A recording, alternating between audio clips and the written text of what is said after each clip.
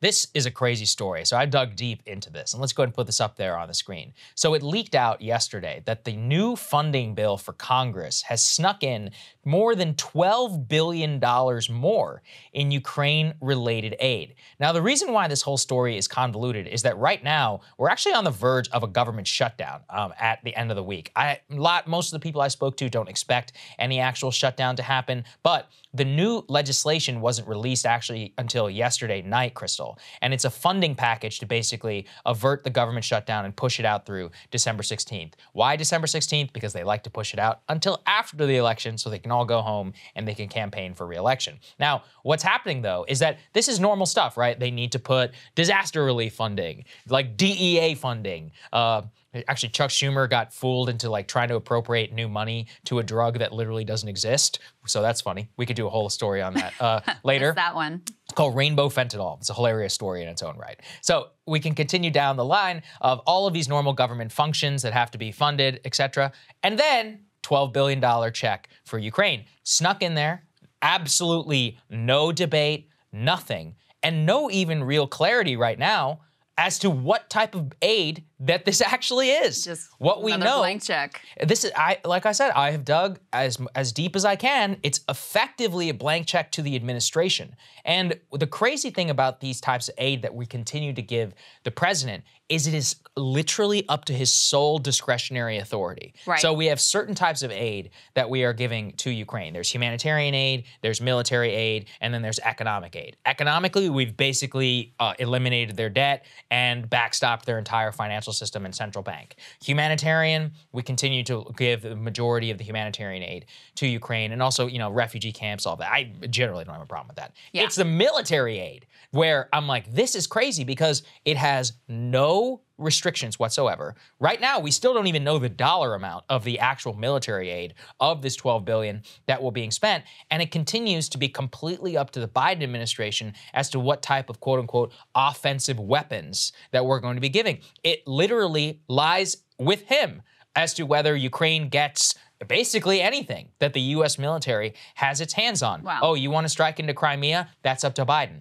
And this is why I think it's so dangerous, which is that in a way we have such a broken system because if it were up to Congress, let's be honest, they probably would give them even more offensive weapons. Correct. There's no debate whatsoever. And it just shows you how broken the system is to imagine that Biden's 80-year-old heart is the only thing that gets to decide, how he feels that day as to what type of weapon system gets shipped to Ukraine and possibly could escalate the conflict there. It's just a nuts way in order to run this thing.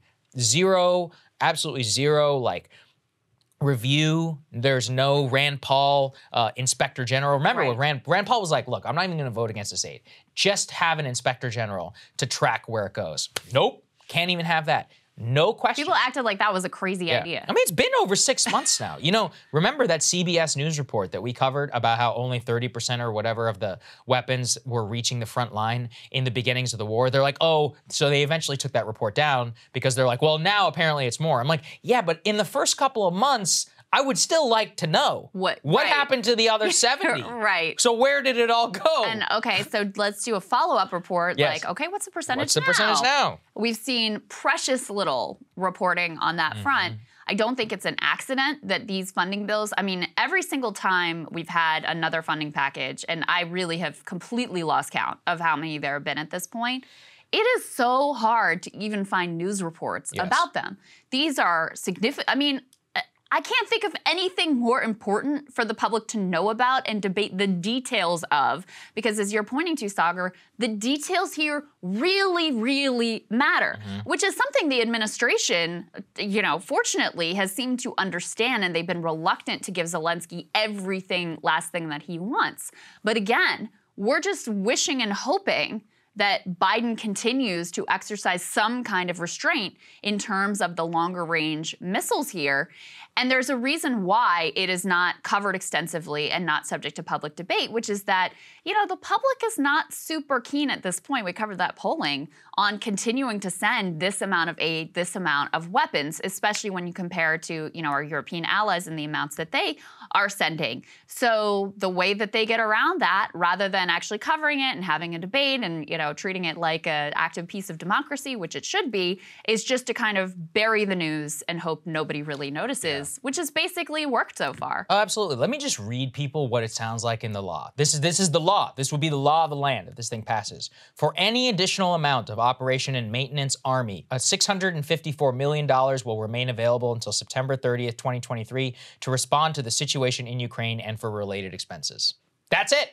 That's 600 million. And it's paragraph after paragraph after paragraph. Just like that. Yeah, just like that. Wow. My personal favorite is it's like on the Space Force. They're like a piece of appropriations to the Space Force for Ukraine-related aid. And I'm like, wait, hold on. Like, what's going on with the Space Force? I'm like, satellite type stuff that we don't know about. Again, zero transparency, zero release to the general public. And you can go through and you can read, I mean, through every single one of these things. As I said, even, to me, having read through it, it's still not clear. On the missiles, the way it reads, for missile-related procurement, for missile-related procurement, $445 million to be available to the Department of Defense until September 23rd, 2025, pushing it out several years. Yeah. Basically, like, here's this pot of money. Check. Spend it however you want, however you see fit. I think it's very important for people to really understand the dramatic amount of power that they were just handing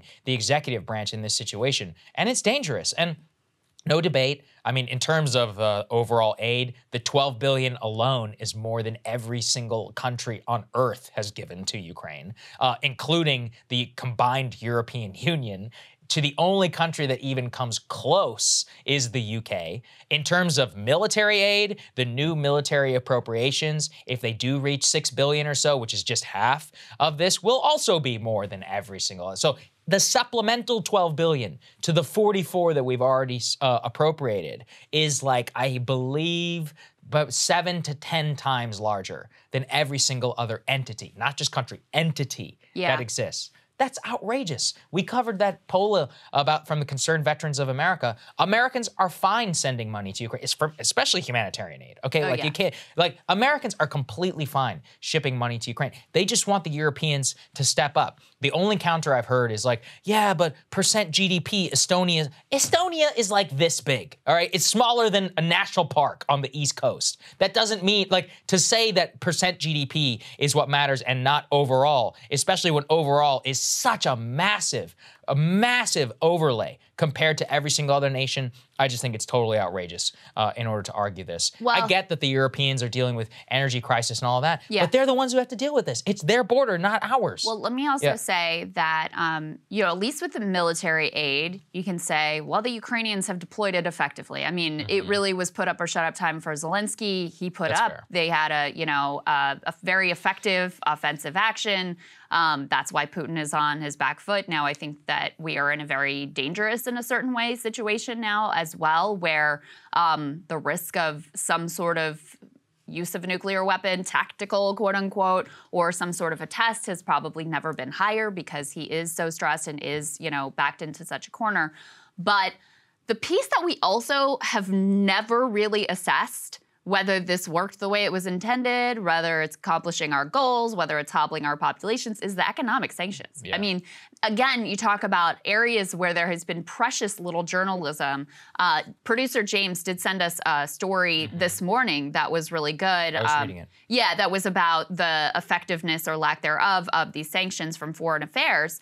And basically they say, a lot of the initial expectations of these sanctions did not pan out. And yes, this is, stressed the Russian economy. There's no doubt about it. But it's having massive boomerang effects, especially in the global south. And so it has not had the impact that was laid out. And it's come at tremendous sacrifice, of our population, the European populations, but again, most of all, with reverberating effects in the global south. So there's never been a reassessment of okay, did this work out? Are we doing the right things? Are we accomplishing our goals? It's just been full steam ahead, no looking back. And that's another area where there was no debate. It was done extraordinarily suddenly. And quickly. Yes, and there continues to be no debate over, now this is just the status quo. And that's the problem always with sanctions is once they're in place, they almost never get rolled back because no one ever goes back and said, then it's the status quo. It just is what it is. No one wants to like go soft on the bad guy country. And so they just stay in place indefinitely, even if they are backfiring, even if they are not accomplishing your goals, even if they are hurting your own population. It's another area where there has just been absolutely no discussion, absolutely no debate, and next to no journalism on the subject. Cable news is ripping us apart, dividing the country, making it impossible to function as a society, and making it impossible to know just what is true and what is false. But the good news is they are failing and they know it. That is why we're building something new, a new mainstream, a healthier one, something more trustworthy, something that we are going to need in one of the most pivotal times in American history. We are building up here for the midterms, for the upcoming presidential election, but we need your help. So if you can help us out by becoming a premium member today at breakingpoints.com, we're trying to change America for the better and the entire world. So what are you waiting for, guys? Go to breakingpoints.com and sign up and help us build a new mainstream.